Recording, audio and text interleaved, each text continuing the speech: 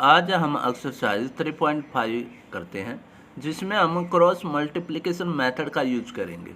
और cross multiplication method जो है वो सिर्फ हम यूज करेंगे यूनिक सॉल्यूशन के लिए। अगर हमारे पास यूनिक सॉल्यूशन आता होगा तभी हम क्रॉस मल्टीप्लिकेशन का मेथड यूज करेंगे। तो सबसे पहले हमारे पास कोई भी इक्वेशन होगी उसमें हमें पता लगाना पड़ेगा कि वो यूनिक सॉल्यूशन दे रहा है या नो सॉल्यूशन दे रहा है या इनफाइनाइटली मैनी सॉल्यूशन दे रहा है। उसी के बाद हम यूज करेंगे क्रॉस मल्टीप्लिकेशन। अगर यूनिक सॉल्यूशन आया तभी हम इसका यूज करेंगे, अदरवाइज हम इसका यूज नहीं करेंगे। जैसे कि फर्स्ट का फर्स्ट पार्ट है, x minus 3y minus 3 is equal to 0, 3x minus 9y minus 2 is equal to 0। तो यहाँ से हमें ये चेक करना कि ये नो सॉल्यूशन है, यूनिक सॉल्यूशन है या इनफाइनाइटली मैनी सॉल्यूशन है। उसके लिए हम रेशियो निकालते थे a1 अपॉन a2। a1 क्या है, यहाँ पर x का कोफिशिएंट 1 अपॉन x का कोफिशिएंट 3, यहाँ पर b1 अपॉन b2, y का कोफिशिएंट -3, y का coefficient -9, minus minus cancel out तो 1/3, और c1 upon c2 is equal to -3 upon minus का 2, माइनस माइनस कैंसिल आउट। यहाँ से हमने चेक किया कि a1 अपॉन a2 इक्वल आया b1 upon b2 is not equal to c1 upon c2। ये दोनों तो हमारे पास इक्वल आए पर ये इनके इक्वल नहीं है। तो ये कंडीशन किसकी है, it has no solution, no solution की कंडीशन है। तो यहाँ पर हम क्रॉस मल्टीप्लिकेशन मेथड यूज नहीं करेंगे। अब लेते हैं सेकंड क्वेश्चन। सेकंड क्वेश्चन में है 2x प्लस वाई ये इज इक्वल टू 5 है, 5 को इधर ले आए तो माइनस का 5 equal to 0, and 3x plus में 2y माइनस का 8 इक्वल टू 0। प्लस का 8 था उसको इस लेफ्ट हैंड साइड लेकर आए तो माइनस का 8 हो गया। अब यहाँ पर भी हम चेक कर लेते हैं एक बार, a1 upon a2, a1 upon a2 आ गया 2 अपॉन 3, b1 अपॉन b2 हमारे पास आ गया 1 अपॉन 2। तो ये तो दोनों इक्वल है ही नहीं, तो a1 upon a2 is not equal to b1 upon b2। तो it has a unique solution, तो ये यूनिक सॉल्यूशन रखेगा। अब जब सॉल्यूशन यूनिक है तो हम यूज करेंगे क्रॉस मल्टीप्लिकेशन मेथड का। अब क्रॉस मल्टीप्लिकेशन मेथड होता क्या है, सबसे पहले इक्वेशन 1 है और ये इक्वेशन 2 है। ध्यान रखना है या तो ये कांस्टेंट है इस तरफ रखो या उस तरफ रखो। तो हम सभी को एक तरफ रख लेते हैं, सभी को क्या करते हैं एक तरफ। इस तरफ सिर्फ हम राइट हैंड साइड में हम 0 रखेंगे और बाकी को किस तरफ लेकर आते हैं लेफ्ट हैंड साइड में। करना क्या है कि सबसे पहले हम x लिखेंगे अपॉन में, ठीक है, is equal to y upon में, कि अपॉन में हम क्या लिखना है और 1 अपॉन में। अगर सारे एक तरफ है तो सब के साथ प्लस का साइन यूज होगा। अब x के अपॉन में क्या लिखना है कि x के अपॉन में हमने लिखना है कि x को छुपा लो, और मेथड का नाम ही क्रॉस मल्टीप्लाई है तो क्रॉस में मल्टीप्लाई करना है, क्रॉस में मल्टीप्लाई। तो इसकी मल्टीप्लाई 1 की मल्टीप्लाई -8 के साथ, क्रॉस में हमने क्या करनी है इसकी मल्टीप्लाई करनी है। तो 1 की मल्टीप्लाई 8 के -8 के साथ करोगे तो माइनस का 8 आएगा, ठीक है। फिर माइनस फार्मूले का ये क्रॉस मल्टीप्लाई हुई तो अब इसकी भी इसके साथ क्या होगी क्रॉस मल्टीप्लाई।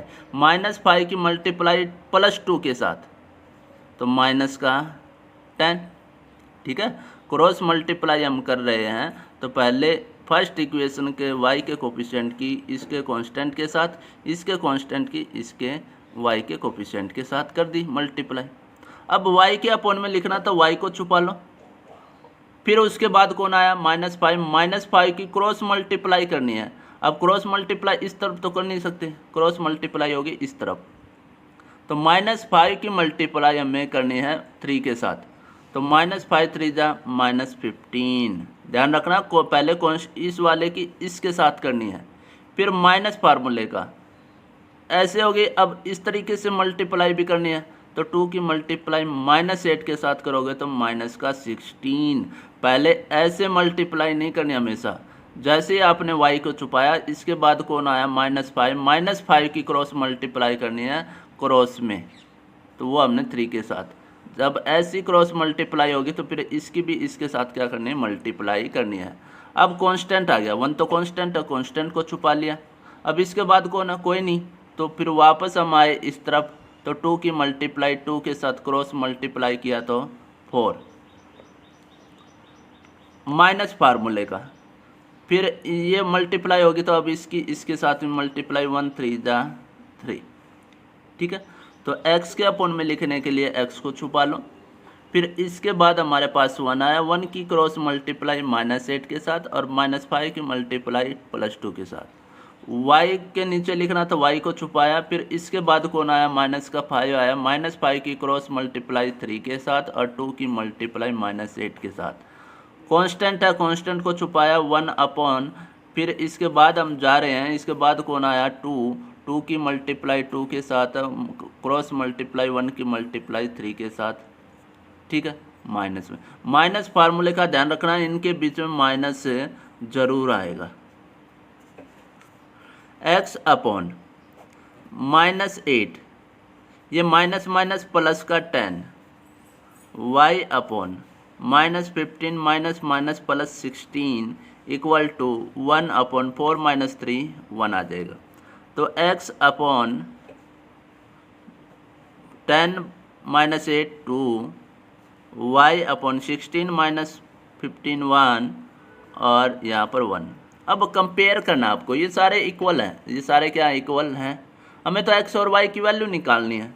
तो x y की इनको तो कंपेयर कर नहीं सकते, ठीक है, क्योंकि x y ख़त्म नहीं होगा। इसको और इसको इक्वल रख लो, तीनों बराबर हैं, हम किसी को भी इक्वल रख सकते हैं।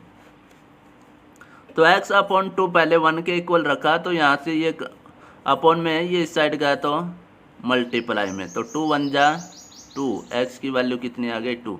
अब इसको इसके साथ कंपेयर करो तो y upon 1 is equal to 1, ये डिवाइड में उस साइड मल्टीप्लाई, तो y 1 1 जा 1, तो y की वैल्यू कितनी आ गई 1 आ गई।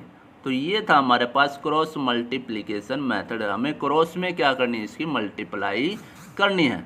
उसके बाद 2 पार्ट और है इसके, वो आपको खुद करने हैं, प्रैक्टिस करनी है आपको इसकी, ठीक है।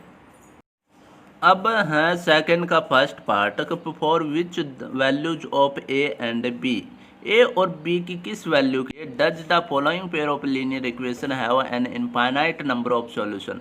हम ए और बी की क्या वैल्यू लें कि इनका जो सॉल्यूशन हो वो इनफाइनाइट नंबर ऑफ सॉल्यूशन हो जाए, इनफाइनाइट नंबर ऑफ सॉल्यूशन हो जाए, ऐसी क्या वैल्यू लें।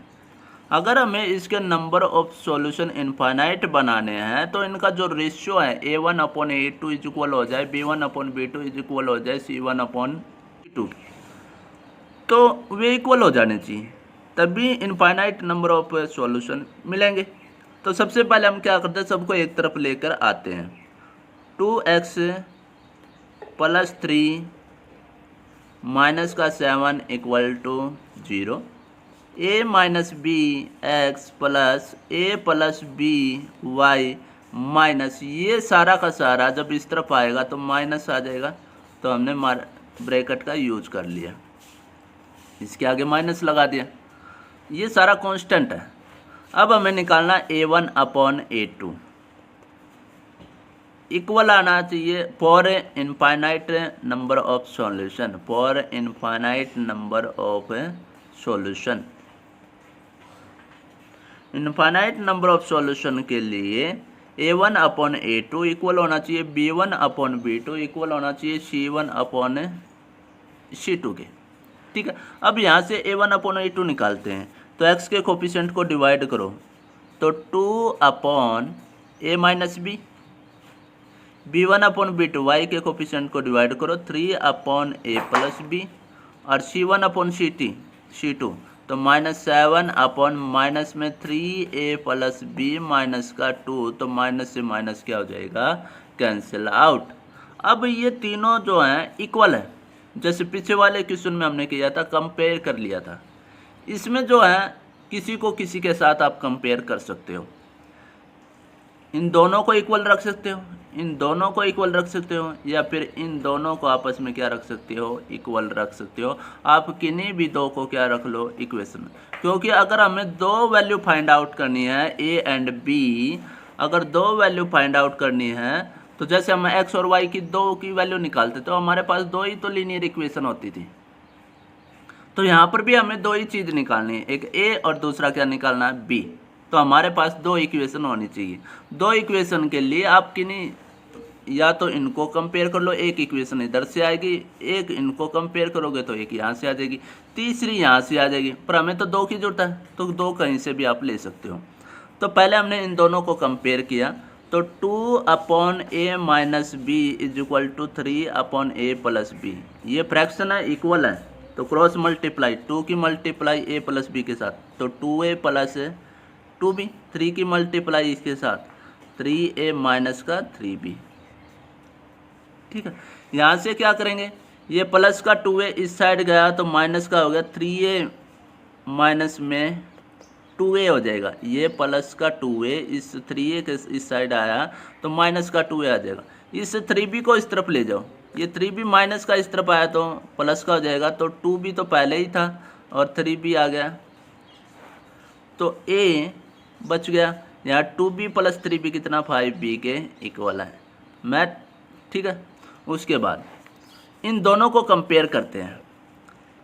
3/a plus B equal to 7/3a plus B minus का 2, क्रॉस मल्टीप्लाई करते हैं। 3 की मल्टीप्लाई इस सारे के साथ करनी है, तो 9a 3 3 जा 9a, 3 की b के साथ 3b माइनस का 6 और 7 की मल्टीप्लाई 7a प्लस 7b।